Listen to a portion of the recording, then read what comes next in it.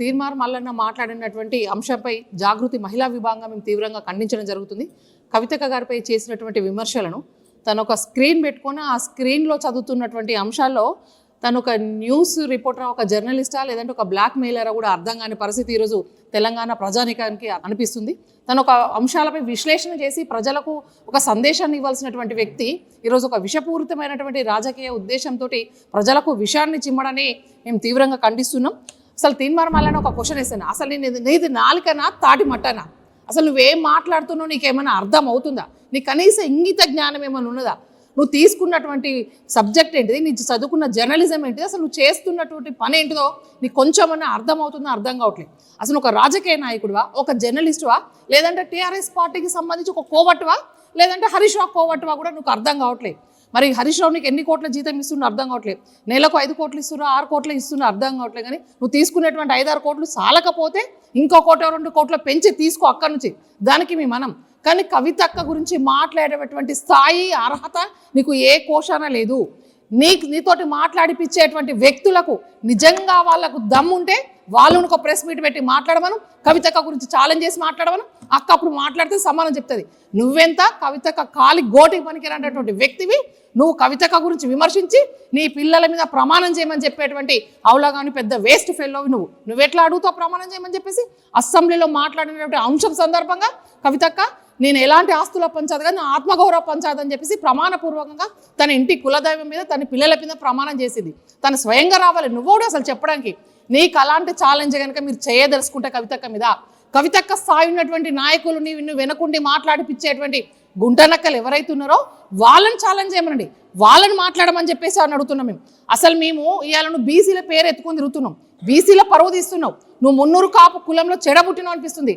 నేను మున్నూరు కాపు బిడ్డనే, నువ్వు మున్నూరు కాపు బిడ్డవి. అసలు నీ వెనక ఎంతమంది బీసీలు ఉన్నారు, ఎంతమంది మున్నూరు కాపులు ఉన్నారు? ఎవరన్నా నీకు మున్నూరు కాపు కుల సంఘంలో ఎవరున్నారు? నువ్వు ఏ జిల్లా కన్నా తిరిగినవా? అసలు ఏ ఉద్దేశంతో నువ్వు పార్టీని పెట్టినావు? నీ పార్టీలు ఎవరున్నారు? నీ బీసీ కుల సంఘాల వాళ్ళు ఎవరున్నారు?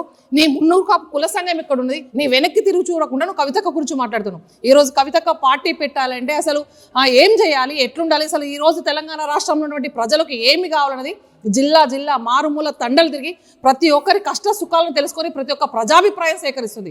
మనం పార్టీ పెట్టే ముందు ఏం సేకరించడం, ఏం విశ్లేషణ చేసి పెట్టినావు, అసలు ఏం ఉద్ధరిద్దామని చెప్పేసి పార్టీ పెట్టినావు? నీ పార్టీలో ఉన్నటువంటి ఎజెండా అంశాలు ఏంటిదో కనీసం నీకు ఒక ఆలోచన, నీకు అవగాహన ఉందా? నోరు తెరిస్తే అన్ని అబద్ధాలు మాట్లాడేటువంటి వ్యక్తివి, నిన్ను ఎవరు నమ్ముతారు? అసలు నువ్వు బీసీ రాజ్యాధికార పార్టీ అని పెట్టినావు. నువ్వు ఏ పార్టీ, ఏ రోజు ఏ పార్టీలు ఉంటావు నీకే కనీసం తెలియదు. నిన్ను వెనుకున్నటువంటి 4 మనుషులకు నువ్వు ఏ పార్టీని తెలియదు. నువ్వు మొన్నటిదాకా టీఆర్ఎస్ పార్టీని విమర్శించినావు, కేసీఆర్ గారి మీద అంత పెద్ద వ్యక్తిని అన్ని మాటలు దుమ్మెత్తిపోసినావు. ఇప్పుడు నువ్వు కాంగ్రెస్ పార్టీలో ఉన్నటువంటి వాళ్ళని తిడతావు. మరి ఇప్పుడు నువ్వు అసలు ఏ పార్టీ అనుకోలే? నువ్వు కాంగ్రెస్ పార్టీయా, టీఆర్ఎస్ పార్టీయా, ఏ పార్టీ? అసలు నీకు చిత్తశుద్ధి ఉంటే నువ్వు కాంగ్రెస్ పార్టీ తరఫున ఎమ్మెల్సీ అయినావు. నువ్వు మనిషివి అయితే చిత్తశుద్ధి ఉంటే నువ్వు ఎమ్మెల్సీ పదవికి రాజీనామా చేయి. మా కవితక్క ఆత్మగౌరవం ఉన్నటువంటి వ్యక్తి, తెలంగాణ ఆడబిడ్డ, ఒక పౌరుషం గల వ్యక్తి కాబట్టి తన ఎమ్మెల్సీకి వెంటనే రాజీనామా చేసింది.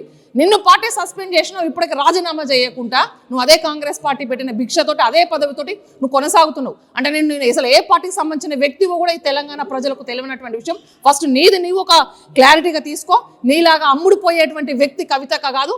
నీలాంటి వాళ్ళు వేల మంది ఈరోజు కవితక్కకు అభిమానులుగా పనిచేసేటువంటి నువ్వు మా పార్టీలో నువ్వు ఒక కార్యకర్త కూడా పనిచేసేటువంటి స్థాయి నీకు లేదు. పిచ్చి కుక్కలాగా మాట్లాడుతున్నావు.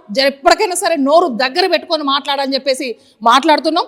నీ వెనుకుండే నడిపించేటువంటి వ్యక్తులకు కూడా మేము సవాల్ విసురుతున్నాం. మీకు చేతనైతే మీరు దమ్ముంటే మీరు సవాల్ చేసి మాట్లాడండి. కవితక్క గురించి మీరు ఏదైనా అడగదలుచుకుంటే సూటిగా అడగండి. కానీ ఇలాంటి పిచ్చి కుక్కలతో మాట్లాడించి మీ స్థాయిని మీరు ఇంకింత మాలాంటి మొన్న వరకు కవితక్క మాట్లాడారు. ఇప్పటి నుంచి మేము కూడా మాట్లాడుతుంటాం. గ్రామాన మాట్లాడతారు, గ్రామాన విమర్శిస్తారు. మీరు ఇలాంటి వేషాలు వేస్తే మాత్రం ఇంకా మీ పార్టీని, మీ స్థాయిని మీరు దిగజార్చుకున్నటువంటి పరిస్థితి అవుతుంది. కాబట్టి మాట్లాడే ముందు ఒకసారి వెనక ముందు ఆలోచించుకో మాట్లాడండి. ఈ తీర్మార్ మల్లన్న లాంటి వ్యక్తులను మీరు ఇంకింత ఎంకరేజ్మెంట్ చేస్తే మాత్రం బీఆర్ఎస్ పార్టీ రాబోయే రోజుల్లో ఇంకింత దౌర్భాగ్య పరిస్థితి అని చెప్పేసి ఈ సందర్భంగా హెచ్చరించడం జరుగుతుంది. జై తెలంగాణ, జై జాగృతి, జై కవితక్క.